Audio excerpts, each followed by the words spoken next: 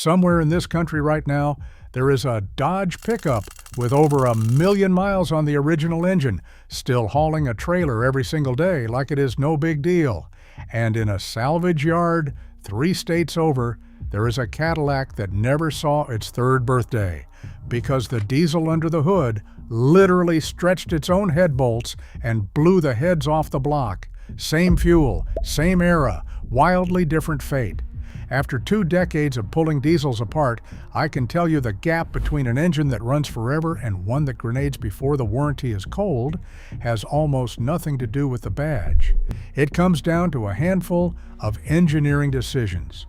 Today, I am showing you 6 diesels that nailed those decisions and routinely cross 500,000 miles, and 3 that got them so wrong, they became cautionary tales. Number 1 on the bad list is the engine that poisoned diesel in America for 30 years. Let's get into it.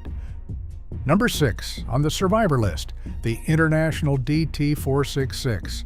I'm starting here because I bet money you've ridden behind one and never knew it. School buses, box trucks, the U-Haul you moved your apartment with, dump trucks. That's the DT466, a 7.6-liter inline 6 that International built in one form or another from the 1970s all the way to 2016.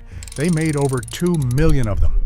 And the company's own internal nickname for it tells you everything. They just call it the Legend. Here's why it earns it. The block is deep skirt gray iron and weighs around 400 pounds by itself. The crankshaft is forged steel, induction hardened, riding on 7 main bearings. But the real trick is the wet sleeve design. Instead of the cylinders being bored straight into the block, they're replaceable cast iron liners surrounded by coolant. That means when one finally wears out at 500,000 miles, a mechanic can pull the sleeves and rebuild the whole thing in frame without yanking the engine out of the truck. That's not a passenger car luxury. That's heavy equipment thinking in a medium-duty package. And it's why fleets keep these things in service for decades. 500,000 miles is the floor on a maintained DT466. 1 million is a documented reality. The mechanical injection versions from before the mid-90s are the simplest, the most bulletproof, and the easiest to work on. If you ever find a schoolie or a box truck built on one of these, you're not buying a vehicle, you're buying an heirloom.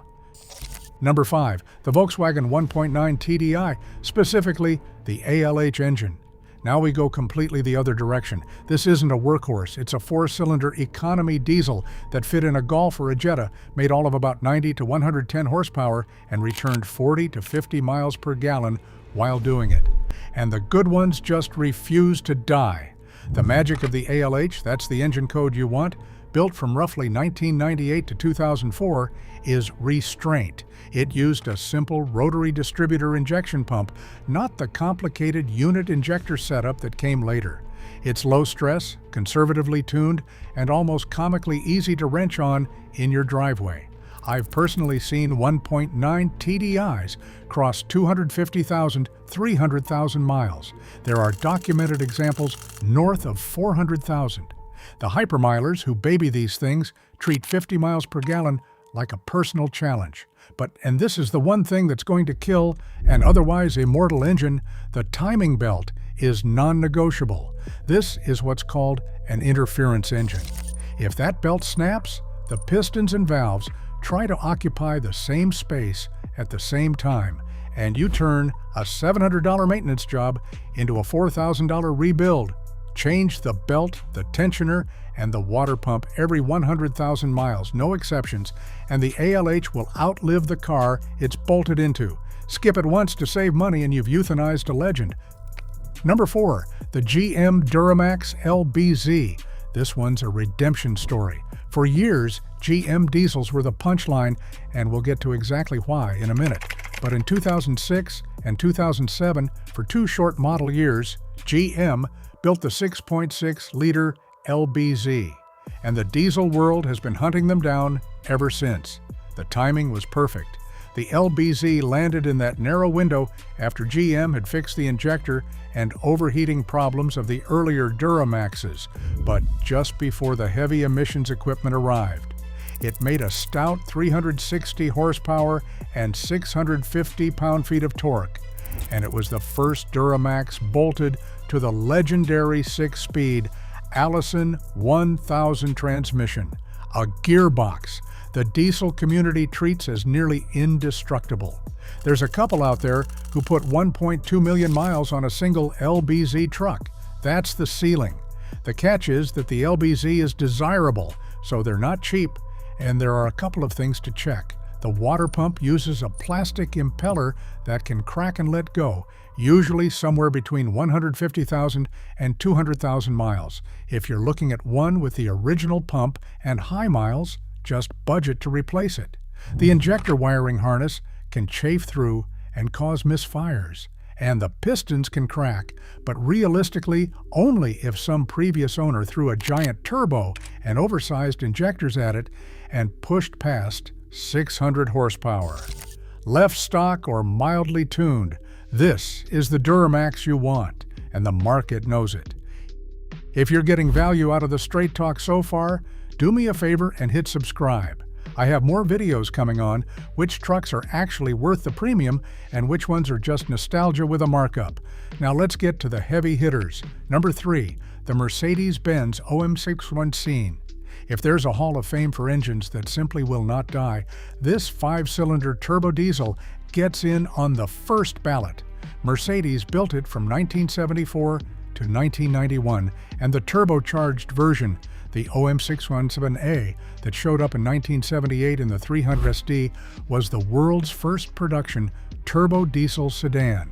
You've seen these, the boxy 300D and 300SD, the ones still running as taxis in places where the roads barely qualify as roads. The reputation isn't hype. The OM617 is regularly cited as one of the most reliable engines ever produced, period. Examples crossing 1 million kilometers, that's over 620,000 miles, without ever being cracked open. Some have gone past 2 million. The recipe is everything modern engineering forgot: indirect injection, a robust Bosch inline mechanical pump, a chain-driven valvetrain instead of a belt, and crucially, no emissions equipment strangling it. These engines predated the regulations that complicated everything after them. They're so understressed and so tolerant that people famously run them on filtered waste vegetable oil straight out of a restaurant fryer. Here's the honest part for a buyer in 2026, though. The youngest of these cars is now pushing 40 years old. The engine will outlive you, but the body, the wiring, the vacuum systems, and the interior are the things that will need love.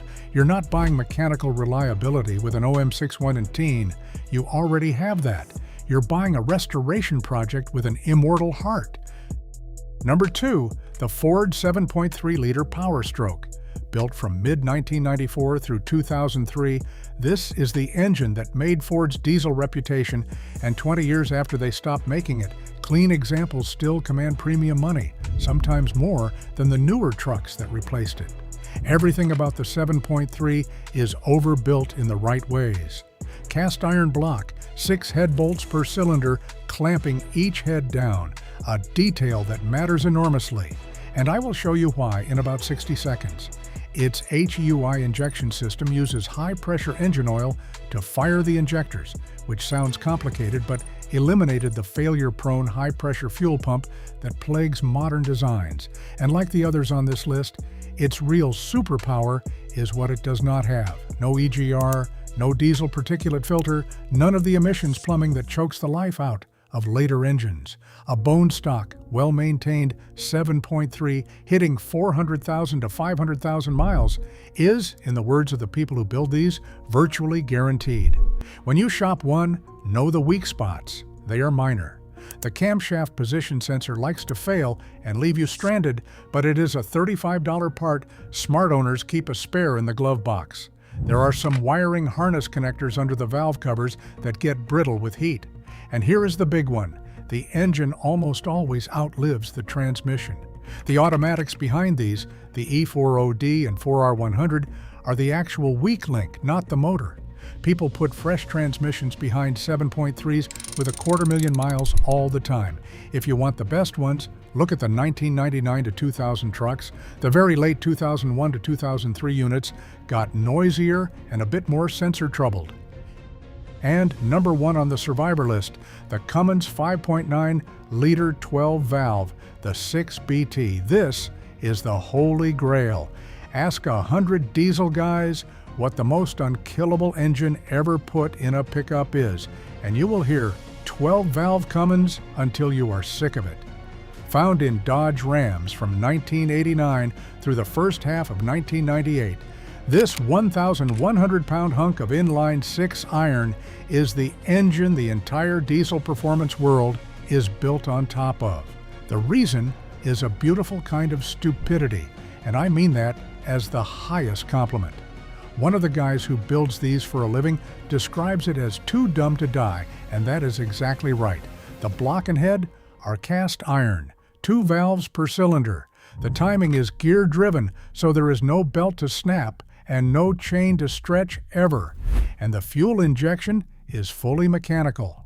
On the most coveted versions, the 1994 to 1998 trucks, that means the Bosch P7100 inline pump, the P-pump, a device with zero electronics to fail, no computer, no sensors deciding whether your engine lives today.